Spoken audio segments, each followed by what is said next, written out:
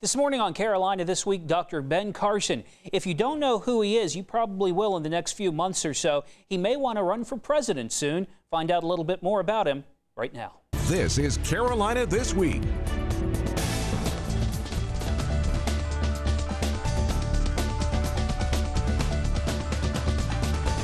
Carolina This Week with Tim McGinnis. Good morning. Thanks for joining us. Of course, 2016 isn't too far away. We've had a lot of people who are either thinking about running for president or who have said they're going to run for president and come through. One of those persons who hasn't committed yet, but there's been an awful lot to talk about, is Dr. Ben Carson, who's my guest this morning. I appreciate you for coming in and making some time to talk with us. Oh, it's my pleasure. Thank you.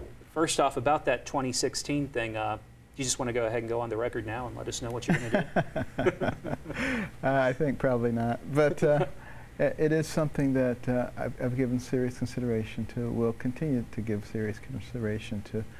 Wasn't in my bucket list when I retired, but I figured the clamoring would die down pretty quickly, but it didn't. It continued to grow. And I began to think, well, what is it that people are saying? And it seems like what they're saying is, you know, it doesn't matter whether it's a Republican or a Democrat. They all keep seeming to do the same thing. They're just driving up our debt. You know, they're getting us into trouble all over the world. They're letting our educational structure fall apart, our infrastructure fall apart. And, you know, just so many different issues. And we have so many people who are becoming victims. Rather than having that can-do attitude that propelled America to the pinnacle. So people are getting frustrated. And, you know, some of the things that I've been saying, I guess, have resonated with them, but it wasn't so much because I wanted to be a political figure as it was that that's what I believe. And I happened to be thrust onto the stage, so I guess you have to take advantage of those situations. You've written several books, which a lot of politicians have written several books. You're beginning to kind of look and, you know, I guess appear as a politician, yet you don't have political experience. Not to diminish your life's experience, yeah. Because pediatric neurosurgeon at Johns Hopkins University, a Yale graduate, right. Quite a resume. Yeah. I think a lot of people would call that maybe pretty darn ambitious to first become a pediatric neurosurgeon and then think about the presidency. Yeah. Well, you know, you have to ask yourself, when our founders put our country together, how did they put it together and how did they expect it to be run? And they really put together something that was people-centric, for, of, and by the people. The government's function was to support the people, their life, liberty, and pursuit of happiness. It was not to rule the people. It was not to impose your will upon the people, and yet that's where we have arrived. And in order to get back to where we need to be, I think it's best to have somebody who's not a member of the political class, or not a member of the group who wants to continue to extend the power of government, but maybe someone who wants to extend the power of the people. Watching one of your speeches today, I came across something you said. I think you meant it as a joke. I'm sure you meant it as a joke, but there might be some truth to it, that there are 3 branches of government, maybe 4 if you include special interests, right. Which I think is kind of indicative of what you're talking about. It's going to be hard to do those kind of, make those kind of changes without taking down a huge system that is built on so much of this, of these special interests, of these different things inside of No question, it would be very difficult.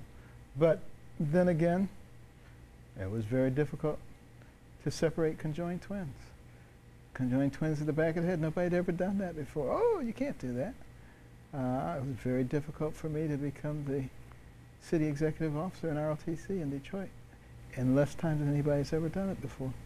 It was very difficult to come up with a way to stop the sudden death and achondroplasts whose brain stems were being compressed. You know, there's been a lot of things that have been very difficult, but that's not a reason not to do it. What do you make so far of what you've seen of the political world, getting a little bit closer into it, not being an observer so much, but meeting some of the men, women that are either elected to office or run things behind the scenes. Have you become disenchanted? Have you thought you were looking at a hill and maybe you realize you're looking at a mountain?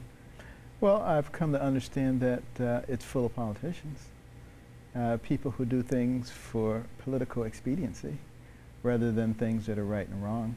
But not all of them are like that. And I think some of the more recent additions to Congress are people who actually are representatives of the people. And we just need to get more of those people in there. But what we really need is the right kind of leadership.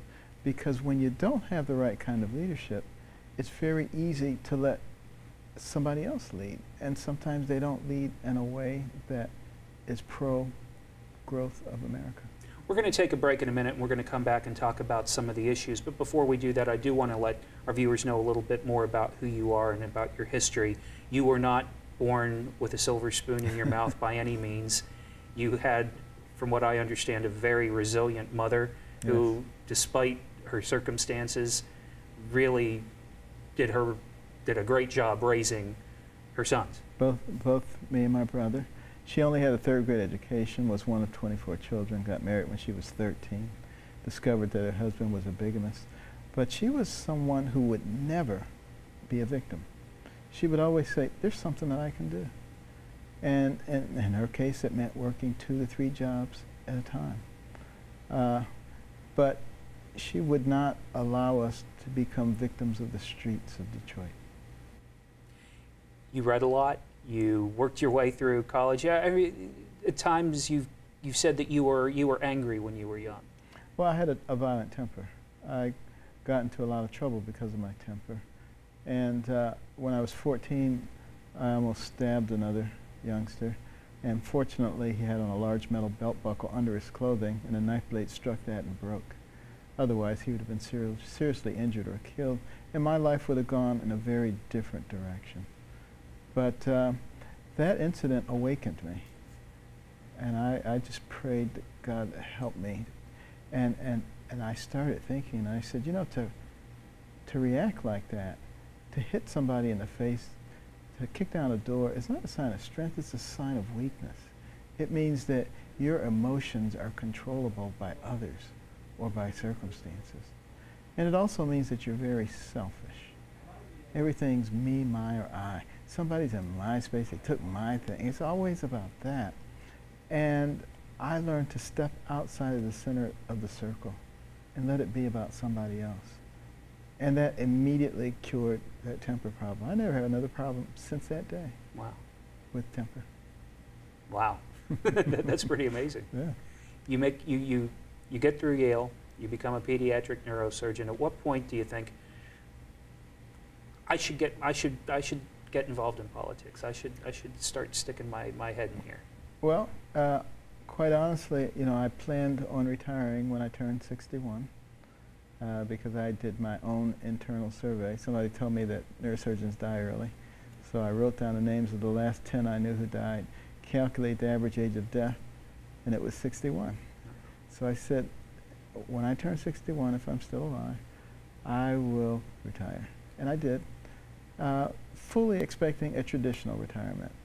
Bought a beautiful home in Florida on a golf course, and you know, bought an organ because I wanted to learn how to play the organ. Oh, it's going to be great, you know. And then the National Prayer Breakfast happened, and that really changed my life very, very substantially and very rapidly. I got to tell people, if they want to find out more about who you are, where you stand on things, not that we're not going to give it to you here, but Google National Prayer Breakfast, Ben Carson, and you'll learn a little bit there. Yes. Let's take a quick break. When we come back, I do want to talk about some issues like health care, immigration. We'll be right back with Dr. Ben Carson.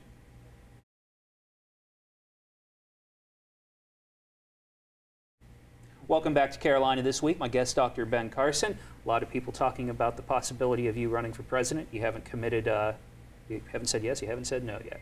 Correct. Okay. I do want to talk about issues since you're on that stage now. Sure. But let's talk about health care, and that's obviously something that you have a vested interest in as a neurosurgeon. I want to kind of approach it like this because I was thinking about it the other day. I have a stress fracture in my leg that I did from running way too much. I had to go to the doctor who sent me for an MRI. The couple nights before the MRI, the office calls me and tells me that it's going to be $1,200. My insurance will pick up part of it, but leave me with $400. I have to pay the whole thing when I come in, or I have to set up payments, or I can cancel it. Well, I was able to pay it because fortunately I have a healthcare savings account and we were able to take care of that. But I thought, wow, if this is something I really depended on and I needed this MRI really badly because I worked in a factory and I needed to be putting force on my leg at all times. Right.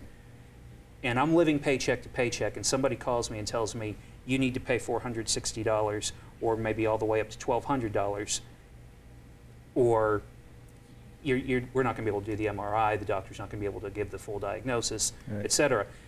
There is something wrong with healthcare in this country, I think, if you look at it. Oh, no question. Just on that. You know, I'm not putting my, you know, I'm right, not taking a stand for anything here. Right. What do you think about that? Is that a fair assessment? Well, first of all, is healthcare a right for all American citizens? The answer to that is no. There's nowhere in the Constitution that says that. But it is a responsibility for a compassionate society, and we are a compassionate society, to provide a basic level of health care for all of our citizens. We spend a lot of money on health care, twice as much per capita as the next closest nation. So it's not that we don't commit enough resources to it, it's that it's incredibly inefficient and it's not very accessible for a lot of our citizens. So we need a system that allows people to control their own health care along with their health care providers, and a system that fits into a free market economy so that you can control cost and you can control quality. You'll never control cost and quality as a government program. It hasn't ever happened. It's never going to happen because there's really not the incentives to do that. So we need a type of program like health savings account, like that you had, but multiplied several-fold, and we need to make it available to all Americans. We have a variety of different ways of funding it, but even for the poorest of Americans, if you take the money that's in Medicaid, divvy it up, get rid of all that incredible overhead and waste, put it in people's accounts, they have control over it. All of a sudden, somebody needs a phlebotomy. It's $66 at Clinic A and $16 at Clinic B. Guess which one they're going to? Right now, they don't care which one they go to. Then they would care. That's how you begin to save money. And then you give people the ability to have flexibility so that your wife can contribute to yours if you need it. Maybe they told you you have to pay all $1,200 and you know you only had $800 left. She could give you some out of hers, or your son or your uncle, anybody in your family. It provides enormous flexibility to take care of almost all of your routine stuff. And I would still, you know, require that people buy catastrophic insurance. But guess what? The cost of catastrophic insurance would plummet because everything's not coming out of that. Only real catastrophic things are coming out of it, which is the way health insurance originally was structured. It's just over the course of time, we started thinking everything should come out of it. If I need a Band-Aid, that ought to come out of it. So, of course, that drives the price way up. I want to talk about foreign policy now, and I want to talk about ISIS and some remarks you made. I think you found out, well, you probably found this out before, but things you say can get overly scrutinized, and they can just cherry pick little things you say. And you, just to give people an idea of what it is if they're not familiar, you compared ISIS to Patriots, Revolutionary War. What I said is that the Patriots were a ragtag bunch of militiamen that defeated the most powerful empire on the face of the earth. I mean, no one would have ever given them the slightest chance. But the Patriots had conviction, and their beliefs were something they were willing to die for, and it gave them the advantage. I said, fast forward to today, You've got ISIS. They have the wrong ideology, completely wrong. Don't agree with anything that they say or do, but they're willing to die for it. While we're busily giving away all of our values and principles for the sake of political correctness. That places us at great risk. We need to stop being so politically correct, and we need to start thinking about who are we and what do we believe in. And you know, back to your original question about ISIS, this is an organization that wants to destroy America. It wants to destroy our way of life. The correct response to them is not let's wait and see what they do and respond to it. The correct response to them is to eliminate them. And we need to use every resource we have to eliminate them now before they spread too widely. Do we run the risk of creating an even deeper hatred and maybe recruiting more, though, if we go in and handle it like that? Well, you have to recognize that they're not going away. Either they are going to go away or we're going to go away. You have to make your choice. Now, some people would say, well, I'd rather us go away. Okay, I'm not in that camp. I've asked this to a few candidates, especially in the last cycle, and I want to continue it in this cycle. If you decide you're going to run for president, so we're going to play completely hypothetical here. You decide you're going to run for president, you win, January 20-something, 2017. What are you, what's the first thing, what's your top priority? What's number one in your first term? Well, first thing I would do is I'd call together a joint session of Congress. And I would explain to everybody that we, the government, work for the people. They don't work for us. So first of all, let's make that our orientation. And I'm going to say we have got to get the budget under control. We have an $18 trillion national debt. By that time, it would probably be in 20 or $21 trillion. That's going to destroy our future. There's no other country historically with anywhere near that level of debt that has survived.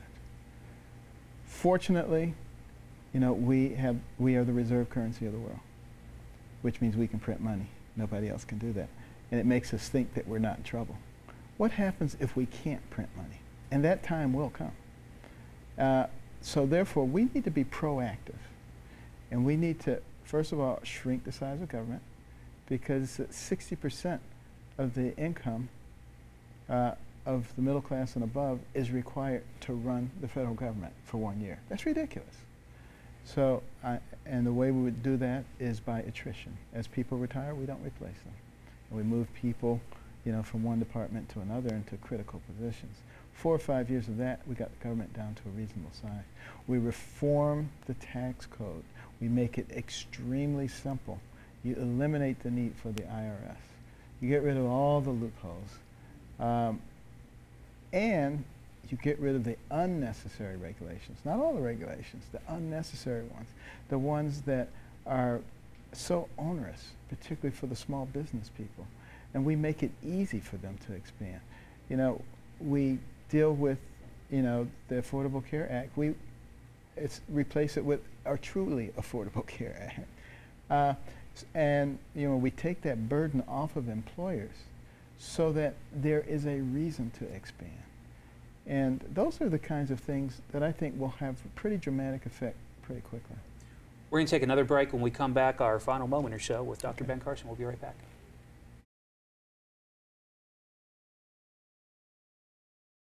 All right, welcome back to Carolina This Week. Dr. Ben Carson's with me. As we leave today, I would like you just to answer this one last question. It's really kind of a loaded question, but you have people out there who are really encouraging you to run. Yes. You have people out there who have never heard of you. Right. You have people out there who are skeptical that somebody from the outside can come in and become part of, right. part of it. What do you say to all three groups? Time, tincture of time. As people have an opportunity to hear what I have to say and understand that it's really just common sense. And it's the same thing that the vast majority of Americans believe. The difference being you have the courage to do it, the courage to go out there and make the changes that need to be changed. and not be controlled by the PC police who tell you what you can say and what you can't say.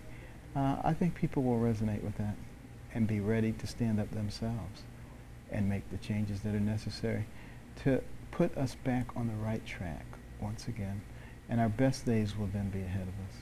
All right. Dr. Ben Carson, thank you very much for being here today. A pleasure. All right. Stay with us. We'll be right back.